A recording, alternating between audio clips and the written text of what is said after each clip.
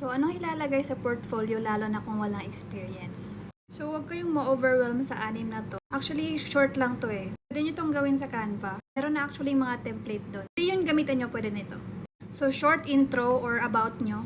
If wala kang experience, college student pa lang kayo or kakagraduate nyo pa lang, keep it short. So, pwede nyo ilagay ano yung course nyo. Any organization na part kayo. Kahit nung sa high school, pwede nyo ilagay. For example, kung editor ba kayo, graphic design ba kayo sa yung parang high school magazine or something. Pwede nyo din ilagay if like varsity player kayo sa Scrabble. Kahit ano na pwedeng magpakita ng technical at soft skills nyo. So, pwede 5 bullets lang, make it short. So, number 2 is package or offers.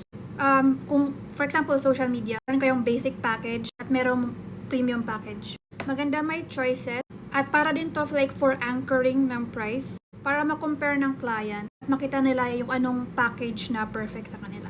So for example, like sa basic package nyo is like, for example, photos lang, like Instagram is photos lang, sa TikTok photos lang. Sa premium package nyo is kasali yung reels, yung mga TikTok videos, ganun.